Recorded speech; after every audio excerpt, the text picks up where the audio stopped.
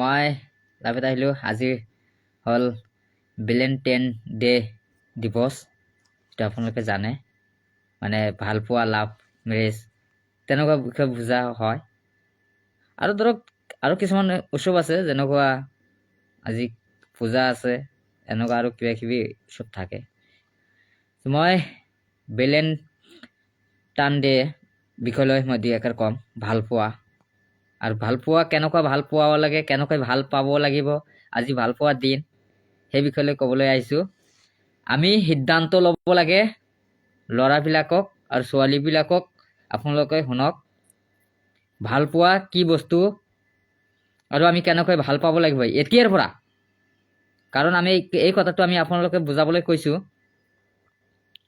যে আজিকালি দেখা গৈ আছে 3-4টাকৈ ছোৱালী, মানে দেখা পাইছোঁ ল'ৰাবিলাকে 3টাকৈ পৰকীয়া প্ৰেম থাকে। মানে ঘৰত ৱাইফ থাকোঁতে আকৌ বেলেগৰ লগত ভালপোৱা থাকে। ছোৱালীবিলাকো তেনেকুৱা, ঘৰত হাজবেণ্ড থাকোঁতে বেলেগৰ লগত আকৌ কথা পাতি থাকি পিছত 3-4টা ল'ৰা মানে সন্তান এৰি বেলেগৰ লগত গুচি যায়। সেই বিষয়লৈ এনেকুৱা ঘটনা বহুত ঘটাৰ কাৰণে আজি থানা কোৰ্ট কাছাৰীত বহুত কেছ, লাভ জিহাদ, বহুত ধৰণৰ ঘটনা ঘটিছে। মই সেই বিষয়লৈ ক'বলৈ আহিছোঁ। ভালপোৱা বেয়া বস্তু নহয়। ভালপোৱা হ'ল এটা পবিত্ৰ বস্তু বুলি কোৱা হয়, যিটো হাদিছৰ হিচাপত আছে যে সেইটো আল্লাহ ৰাব্বিল আলামিন মানি লৈছিলে বুলি, তেনেকুৱা আছে ভালপোৱা বস্তুটো, আৰু সিহঁতে মানি লয়। গতিকে সেইটো সকলোৱে ভালপোৱা বস্তুটো বেয়া নহয়। কিন্তু কথাটো হৈছে কি, এতিয়া মূল কথাটো হৈছে আমি ভাল পাম। ধৰি লওক এতিয়া এটা মোৰ ছোৱালী মোৰ সন্মুখত হৈছে, ধুনীয়া লাগিছে, ধৰক বিউটিফুল, মই কৈ দিলোঁ, ঠিক আছে।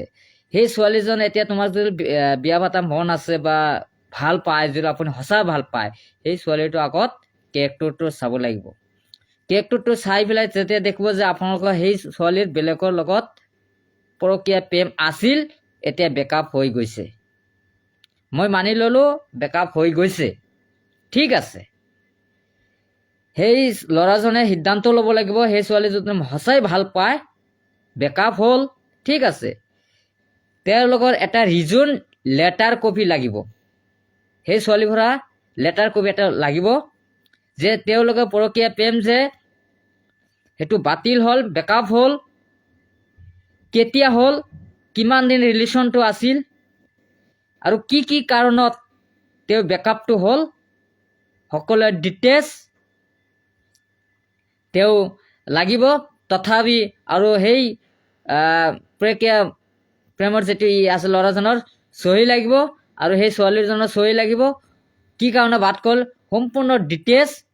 তাৰপিছত উটনিত চিগনেচাৰ বুলি যিটো কোৱা হয়, তাৰ বেষ্ট ফ্ৰেণ্ড, ছোৱালীজনৰ যিটো বেষ্ট ফ্ৰেণ্ড থাকে, সেই দুটা চাকি লৈ চহী থাকিব লাগিব।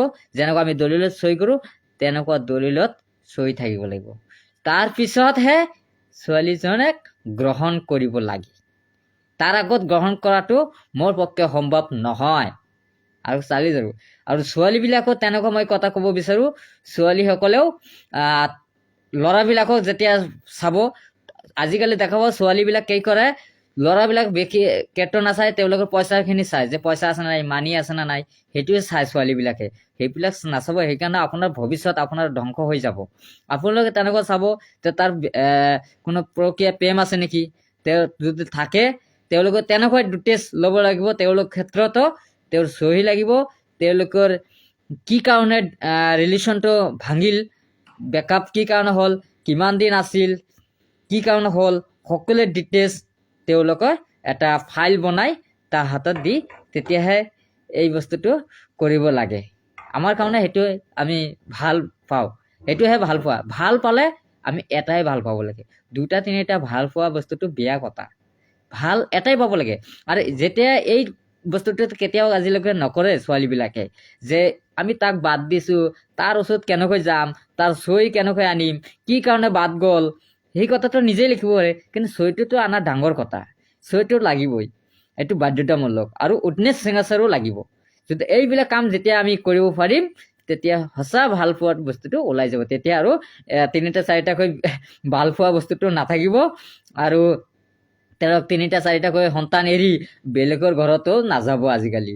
মই এইটো দেখা পাইছোঁ। আৰু যেতিয়া বোলে এই সিদ্ধান্ত ল'ব তেতিয়া ভাল পোৱা বস্তুটো কি হ'ব, লাভ মেৰেজ কেতিয়াও নাথাকে আৰু কোৰ্ট কেছত এনেকুৱা আইনগত ব্যৱস্থাও কেতিয়াও নাথাকে। সেইটো আপোনালোকে সেইটো কাৰণে কৈছোঁ যে এইটো যদি আমি সিদ্ধান্ত লওঁ যে আমি বোৱাৰীবিলাক ৰোধ কৰাৰ কাৰণে এইটো সিদ্ধান্ত লৈছোঁ যে এনেকুৱা আমাৰ চালি যেতিয়া আপোনালোকে ডিটেইলছ ল'ব, যেতিয়া আমি সিদ্ধান্ত ল'ম তেতিয়া আৰু নাই। তেওঁলোকে চাব লাগিব তেওঁলোকৰ বোৱাৰীবিলাক মানে কিছুমান যদি প্ৰেক্ষাপট নাই, তাৰ কোনো ধৰণৰ ভাল পোৱা নাছিলে, সেই ক্ষেত্ৰত কি আছে তেওঁলোকক চৰিত্ৰখিনি চাব লাগিব। তেওঁৰ ব্যৱহাৰ আচাৰ ব্যৱহাৰ কেনেকুৱা, তাৰ বংশধৰ ব্যৱহাৰ আচাৰ ব্যৱহাৰ কেনেকুৱা, তাৰ মা দেউতাৰ আচাৰ ব্যৱহাৰ কেনেকুৱা। কাৰণ মাৰবিলাকতো মানে অলপ বেলেগ ধৰণৰ ডেঞ্জাৰ হয়, সেইটোহে মেইন চাব লাগে। যদি তাৰ আচাৰ ব্যৱহাৰ যদি আপোনালোকে সকলো তথ্য ল'ব, সকলো তথ্য যেতিয়া আপোনালোকে জানিব তেতিয়া সেই ছোৱালীৰ লগত ৰিলেশ্যন কৰাটো মোৰ পক্ষে উচিত। আৰু যদি সেই তথ্য নজনাকৈ যদি আপোনালোকে কৰে পিছত কিন্তু আপোনালোকে বোৱাৰী যেতিয়া বেলেগৰ লগত গুচি যাব তেতিয়া আপোনালোকে নকৰে, সেইটো আপোনাৰ ভুল। আপোনালোকে তথ্য বিচৰা নাই, আপোনালোকে ডিটেইলছ জনা নাই, তাৰ ভাল বেয়া একো চোৱা নাই। আপুনি তাৰ মানে ফেচটো ধুনীয়া দেখিছে, বিউটিফুল দেখিছে, সেইটো আপোনালোকে ভাল লাগি আপোনালোকে পাতিছিলে, সেইটো চাই আপোনালোকে কৰিব নালাগে। মই সেইটোৱে বিচাৰোঁ। বোৱাৰীবিলাক ৰোধ কৰিলে আপোনালোকে কেৰেক্টাৰবিলাক আগত চাব লাগিব। মই এটা কওঁ নহয়, আপোনালোকে জানে যে মই এটা কথা কওঁ, আজিকালি দেখাব হেমচেম মানে ল'ৰাবিলাকে যেনেকৈ হেমচেম ড্ৰেছ পিন্ধে বা কিমান ধুনীয়া, কিমান পইচা পাতি আছে, আচলতে কিছুই নাই। ছোৱালীবিলাক কিমান পোচাক পিন্ধে, কিমান মেকআপ কৰে, কিমান কি কৰি থাকে। এটা কথা মই কৈছিলোঁ নহয় যে the dress not man, a man perfect but character man a man perfect. যে পোচাকত মানুহৰ পৰিচয় নহয়, ব্যৱহাৰ মানুহৰ পৰিচয়। সেই ব্যৱহাৰখিনি আপোনালোকে চাব লাগিব যে ব্যৱহাৰটো কি আছে।